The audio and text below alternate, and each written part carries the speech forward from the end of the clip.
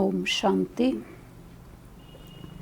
आज प्यारे बाबा के 29 सितंबर के महावाक्य हैं और आज के महावाक्यों में बाबा ईश्वरीय पढ़ाई की ओर ध्यान खिंचवा रहे हैं। ब्रह्मा बाबा की ओर ध्यान खिंचवा रहे हैं कि ब्रह्मा बाबा भी शिव बाबा के बच्चे हैं, उन्हें भी पुरुषार्थ करना पड़ता है। शिव बाबा को भी ब्रह्मा का तन लेकर के समझाना पड़ता है, क्योंकि बाबा ने कहा तुम सब आत्माएं घर से परम धाम से सृष्टि रूपी रंगमंच पर पार्ट प्ले करने के लिए आती हो, तो कर्म क्षेत्र ये सृष्टि ही है। यहीं पर मनुष्य, जीव जंतु, पेड़ पौधे सब हमको दिखाई दे रहे। ऊपर सूक्ष्म वतन में भी कुछ नहीं तो परम धाम में तो सिर्फ आत्माएं हैं। तो इसलिए बाबा ने कहा कर्म क्षेत्र ये है। कर्म क्षेत्र पर कर्म इंद्रियों से कार्य करना भी पड़ता है, करवाना भी पड़ता है। यूँ तो परमात्मा सर्वशक्तिवान है। बाबा ने कहा मुझे भक्ति में कहते आए कि भगवान तो प्रेरणा से ही सब कुछ कर सकता, लेकिन बाबा ने कहा मैं ज्ञान प्रेरणा से नहीं सुना सकता, ज्ञान सुनाने के लिए मुझे मुख चाहिए। तो इसलिए ब्रह्मा के मुखार बिंद से मैं पढ़ाई पढ़ाता हूँ। पढ़ाई पढ़ कर के ही तुम बच्चे पवित्र बनते हो। पवित्रता का ही महत्व है। पवित्र बन कर के ही घर परम धाम वापिस चलते हो। पवित्रता का प्रतीक ही रक्षा का बंधन, राखी का त्यौहार है। आज बाबा फिर से राखी के त्यौहार को याद कर रहे हैं। भले रक्षाबंधन का त्यौहार तो हमने अगस्त में मना भी लिया था, लेकिन बाबा की मुरली में तो बीच बीच में त्यौहार और कथा कहानियाँ पुनः पुनः बात को समझाने के लिए आती ही रहती हैं। तो आज की मुरली में बाबा राखी का महत्व प्रतिज्ञा के साथ है, जुड़ा हुआ है। जैसे बाबा ने कहा सिख लोग कंगन पहनते हैं, प्रतिज्ञा करते हैं, इसी तरह से जो है बाबा भी बच्चों को राखी बंधवाता है, कन्याओं से, माताओं से। राखी का जो त्यौहार है वो पवित्र रहने की प्रतिज्ञा का त्यौहार है। पवित्र बनते हैं हम, इसलिए राखी बंधवाते हैं। लेकिन बाबा ने कहा जो कंगन पहनते हैं लेकिन वो पवित्र बनते नहीं हैं, तो पवित्र बनने का भी आधार याद है। आज बाबा ने योग सब्जेक्ट को बहुत अधिक महत्व दिया है कि ज्ञान सुनाना तो आसान है, लेकिन सारी कठिनाई, विघ्न, परीक्षा, पेपर जो है योग में आते हैं। योग में ही बुद्धि भटकती है और बुद्धि योग ही बाबा से लगाना होता है, जिससे विक्रम विनाश होते, एकाग्रता बढ़ती, पवित्र बनते हैं। और बाबा आज सतयुग के नज़ारे भी दिखा रहा है कि सतयुग के अंदर आज विशेष बाबा मोर पक्षी की बात कर रहा है कि मोर होगा वहाँ पर, लेकिन ऐसा नहीं कि मोर का कोई पंख वहाँ कृष्ण जी के मुकुट में लगा हुआ होगा। अगर मोर का पंख लगाएंगे तो फिर तो उसको दुख दे कर के ही मोर को तभी वो पंख प्राप्त करेंगे, और दुख वहाँ पर होता ही नहीं है। और वहाँ कोई ऐसे पक्षी या जानवर हैं नहीं जिससे कोई घृणा हो, घृणित कार्य हो। तो वहाँ तो बाबा ने कहा एक से एक बढ़ कर के सुंदर चीज़ें होती है। सतयुग के तो नज़ारे, सतयुग की वस्तुएं सब कुछ ही न्यारे होंगे, सब कुछ ही बहुत खूबसूरत श्रेष्ठ होंगे। तो इसलिए ऐसे सतयुग की स्थापना करने शिव बाबा आए हुए हैं। तो हम बच्चों को बाबा जो आज की पढ़ाई में हमें पढ़ा रहे हैं उसकी ओर ध्यान देना है। तो आज की मुरली का सार ही है, मीठे बच्चे तुम्हारी पढ़ाई का सारा मदार है योग पर। योग से ही आत्मा पवित्र बनती है, विकर्म विनाश होते हैं। प्रश्न है, कई बच्चे बाप का बनकर फिर हाथ छोड़ देते हैं, कारण क्या होता है? उत्तर है, बाप को पूरी रीति ना पहचानने के कारण, पूरा निश्चय बुद्धि ना होने के कारण 8-10 वर्ष के बाद भी बाप को फारकती दे देते हैं, हाथ छोड़ देते हैं, पद भ्रष्ट हो जाता है। दूसरा, क्रिमिनल आई होने से माया की ग्रहचारी बैठ जाती है,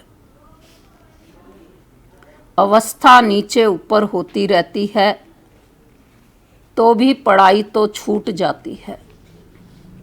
ओम शांति। रूहानी बच्चों प्रति रूहानी बाप समझा रहे हैं। अभी समझते हो कि हम सब रूहानी बेहद के बाप के बच्चे हैं। इनको बाप दादा कहा जाता है। जैसे तुम रूहानी बच्चे हो, वैसे यह अर्थात ब्रह्मा भी रूहानी बच्चा है शिव बाबा का। शिव बाबा को रथ तो जरूर चाहिए ना, इसलिए जैसे तुम आत्माओं को ऑर्गन्स मिले हुए हैं कर्म करने के लिए, वैसे शिव बाबा का भी यह रथ है, क्योंकि यह कर्म क्षेत्र है जहाँ कर्म करना होता है।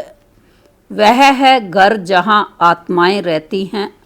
आत्मा ने जाना है हमारा घर शांति धाम है, वहाँ यह खेल नहीं होता, बत्तियाँ आदि कुछ नहीं होती, सिर्फ आत्माएं रहती हैं।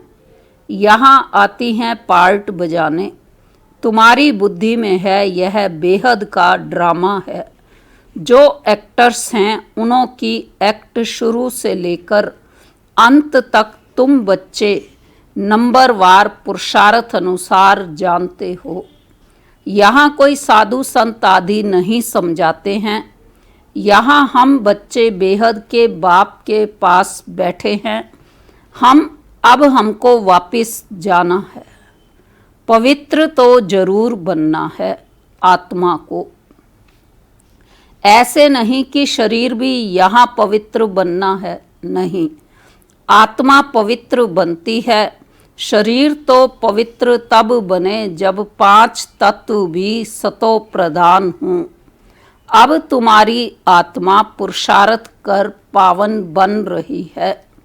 वहाँ आत्मा और शरीर दोनों पवित्र होते हैं, यहाँ नहीं हो सकते। आत्मा पवित्र बन जाती है तो फिर पुराना शरीर छोड़ती है, फिर नए तत्वों से नए शरीर बनते हैं। तुम जानते हो हमारी आत्मा बेहद के बाप को याद करती है व नहीं करती है, यह तो हर एक को अपने से पूछना है। पढ़ाई का सारा मदार है योग पर। पढ़ाई तो सहज है, समझ गए हैं कि चक्र कैसे फिरता है। मुख्य है ही याद की यात्रा। यह अंदर गुप्त है, देखने में थोड़े ही आती है। बाबा नहीं कह सकते कि यह बहुत याद करते हैं व कम। हाँ, ज्ञान के लिए बता सकते हैं कि यह ज्ञान में बहुत तीखा है। याद का तो कुछ देखने में नहीं आता है, ज्ञान मुख से बोला जाता है। याद तो है, आज बाबा याद को नाम दे रहे हैं, अजप्पा जाप। जाप अक्षर भक्ति मार्ग का है। जाप माना कोई का नाम जपना। यहाँ तो आत्मा को अपने बाप को याद करना है। तुम जानते हो हम बाप को याद करते करते पवित्र बनते बनते मुक्ति धाम शांति धाम में जाकर पहुँचेंगे। अब शांति धाम में पहुँच गए तो आगे बाबा समझा रहे कि ऐसे नहीं कि ड्रामा से मुक्त हो जाएंगे। मुक्ति का अर्थ है दुख से मुक्त हो, शांति धाम जाए, फिर सुख धाम में आएंगे। पवित्र जो बनते हैं वह सुख भोगते हैं, अपवित्र मनुष्य उन्हों की खिदमत करते हैं। पवित्र की महिमा है, इसमें ही मेहनत है। आंखें बड़ा धोखा देती है, गिर पड़ते हैं। नीचे ऊपर तो सबको होना पड़ता है, ग्रहचारी सबको लगती है। भले बाबा कहते बच्चे भी समझा सकते हैं, फिर कहते हैं माता गुरु चाहिए, क्योंकि अब माता गुरु का सिस्टम चलता है। आगे पिताओं का था, अभी पहले पहले कलश माताओं को मिलता है। माताएं मेजॉरिटी में हैं, कुमारियां राखी बांधती हैं पवित्रता के लिए। भगवान कहते हैं काम महाशत्रु है, इस पर जीत पहनो। रक्षाबंधन पवित्रता की निशानी है, वो लोग राखी बांधते हैं, पवित्र तो बनते नहीं हैं। वह सब हैं आर्टिफिशियल राखी, कोई पावन बनने वाले नहीं हैं। इसमें तो ज्ञान चाहिए। अभी तुम राखी बांधते हो, अर्थ भी समझाते हो, यह प्रतिज्ञा कराते हैं। जैसे सिख लोगों को कंगन निशानी होती है, परंतु पवित्र तो बनते नहीं। पतित को पावन बनाने वाला सर्व का सद्गति दाता एक है, वह भी देहदारी नहीं है। पानी की गंगा तो इन आँखों से देखने में आती है।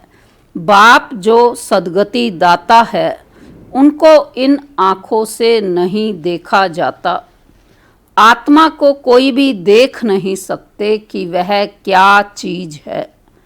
कहते भी हैं हमारे शरीर में आत्मा है, उनको देखा है, कहेंगे नहीं।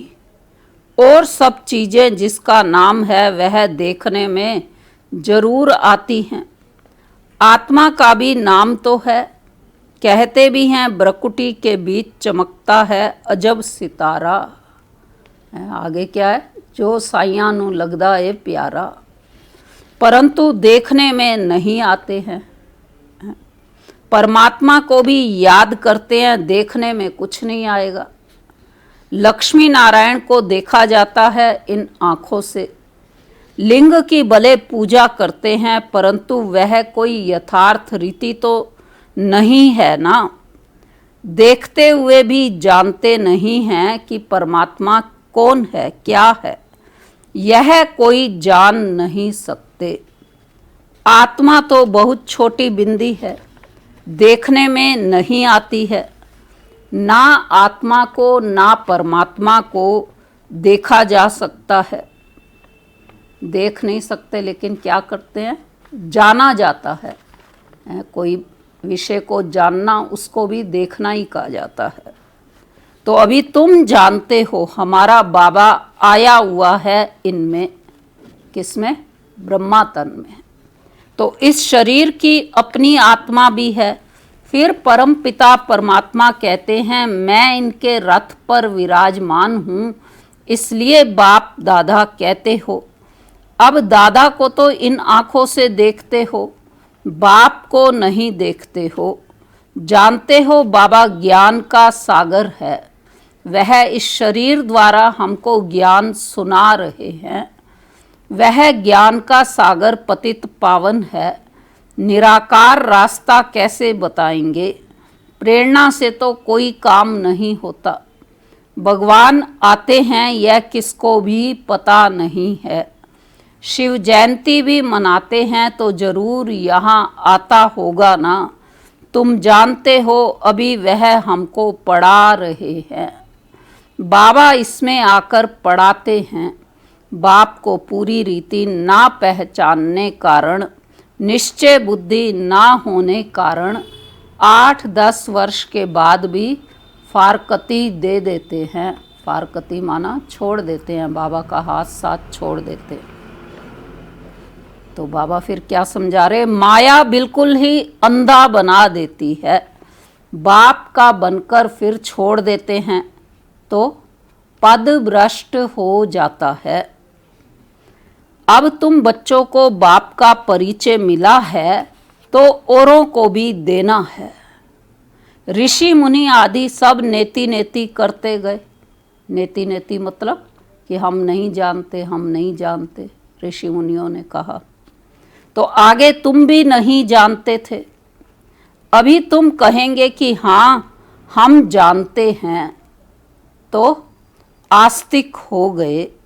सृष्टि का चक्र कैसे फिरता है यह भी तुम जानते हो, सारी दुनिया और तुम खुद। इस पढ़ाई के पहले नास्तिक थे, अब बाप ने समझाया है तो तुम कहते हो हमको परम पिता परमात्मा बाप ने समझाया है, आस्तिक बनाया है। हम रचता और रचना के आदि मध्य अंत को नहीं जानते थे।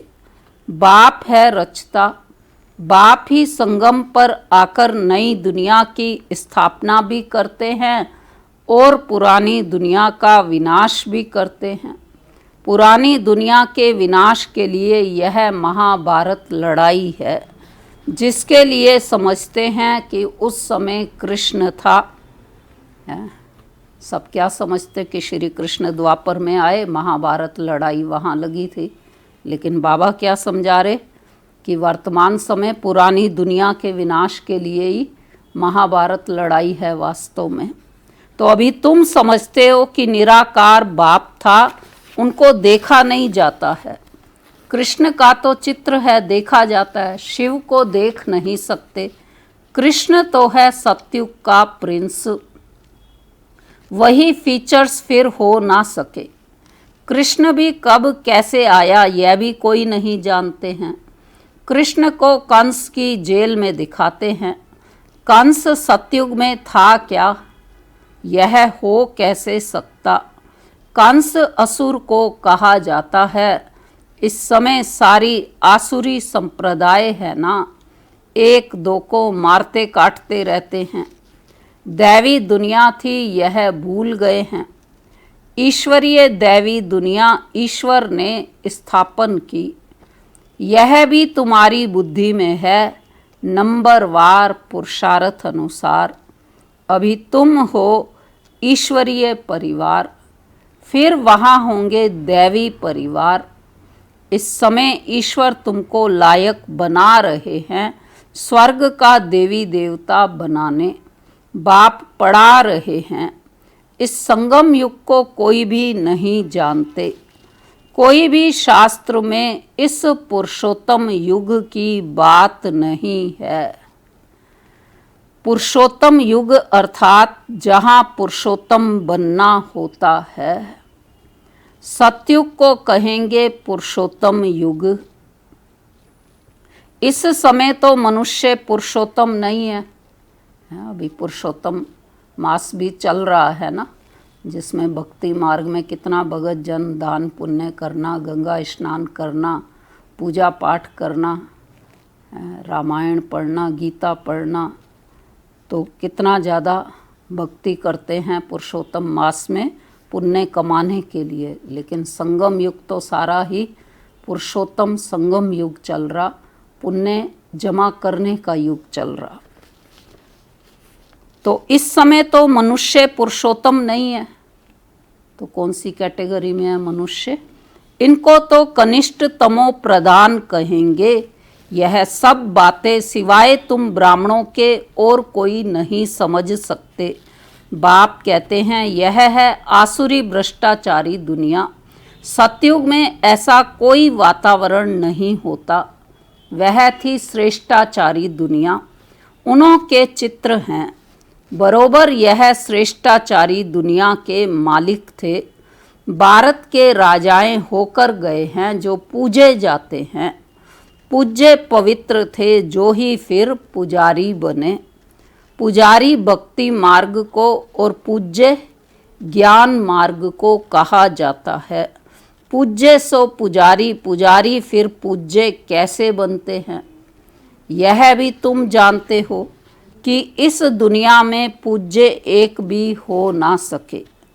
पूज्य परमपिता परमात्मा और देवताओं को ही कहा जाता है। परमपिता परमात्मा है सबका पूज्य, सब धर्म वाले उनकी पूजा करते हैं। ऐसे बाप का जन्म यहाँ ही गाया जाता है। बाबा के आने का त्यौहार कौन सा मनाते? सब भक्ति मार्ग में, वैसे भी पूरे विश्व में मनाया जाता शिव जयंती है ना। परंतु मनुष्यों को कुछ पता नहीं है कि उनका जन्म भारत में होता है। आजकल तो शिव जयंती की हॉलीडे भी नहीं करते। जयंती मनाओ ना मनाओ तुम्हारी मर्जी। आर्टिफिशियल हॉलीडे नहीं है। जो शिव जयंती को नहीं मानते हैं वह तो अपने काम पर चले जाते हैं। बहुत धर्म है ना। सतयुग में ऐसी बातें होती नहीं, वहाँ यह वातावरण ही नहीं। सतयुग है ही नई दुनिया, एक धर्म। वहाँ यह पता नहीं पड़ता कि हमारे पीछे चंद्रवंशी राज्य होगा। यहाँ तुम सब जानते हो कि यह पास्ट हो गया है। संगम युग पर तो हम जान रहे हैं कि सतयुग के बाद त्रेता युग होगा, सूर्यवंशी के बाद चंद्रवंशियों का राज्य होगा। लेकिन वहाँ ये नहीं जानेंगे जब सूर्यवंशी होंगे तो भाई हमारे बाद कोई चंद्रवंशी आएंगे, या चंद्रवंशी ये नहीं सोचेंगे कि हमारे पीछे कोई सूर्यवंशी थे। तो सतयुग में तुम होंगे, वहाँ किस पास्ट को याद करेंगे? पास्ट तो हुआ कलयुग। उनकी हिस्ट्री ज्योग्राफी सुनने से क्या फ़ायदा? यहाँ तुम जानते हो हम बाबा के पास बैठे हैं। बाबा टीचर भी है, सतगुरु भी है। बाप आए हैं सबकी सदगति करने। सभी आत्माओं को जरूर ले जाएंगे। मनुष्य तो देह अभिमान में आकर कहते हैं कि सब मिट्टी में मिल जाना है। यह नहीं समझते कि आत्माएं तो चली जाएंगी, बाकी यह शरीर मिट्टी के बने हुए हैं। यह पुराना शरीर खत्म हो जाता, हम आत्मा एक शरीर छोड़ दूसरा जाए लेती हैं। यह इस दुनिया में हमारा अंतिम जन्म है। सब पतित हैं, सदैव पावन तो कोई रह नहीं सकते। सतो प्रधान सतो रजो तमो होते ही हैं। वो लोग तो कह देते सब ईश्वर के ही रूप हैं। ईश्वर ने अपने अनेक रूप बनाए हैं खेल पाल करने के लिए। हिसाब किताब कुछ नहीं जानते, ना खेल पाल करने वाले को जानते हैं। बाप ही बैठकर वर्ल्ड की हिस्ट्री ज्योग्राफी समझाते हैं। खेल में हर एक का पार्ट अलग अलग है, सबका पोजीशन अलग अलग है। जो जैसा पोजीशन वाला होता है उनकी महिमा होती है। यह सब बातें बाप संगम पर ही समझाते हैं। सतयुग में फिर सतयुग का पार्ट चलेगा, वहाँ यह बातें नहीं होंगी। यहाँ तुमको सृष्टि चक्र का ज्ञान बुद्धि में फिरता रहता है। तुम्हारा नाम ही है, याद करो, स्वदर्शन चक्रधारी। लक्ष्मी नारायण को थोड़े ही स्वदर्शन चक्र दिया जाता है। यह है ही यहाँ के मूल वतन में सिर्फ आत्माएं रहती हैं, सूक्ष्म वतन में कुछ नहीं। मनुष्य जानवर पशु पक्षी आदि सब यहाँ होते हैं। सतयुग में मोर आदि दिखाते हैं। ऐसे नहीं कि वहाँ मोर के पंख निकाल पहनते हैं, मोर को थोड़े ही दुख देंगे।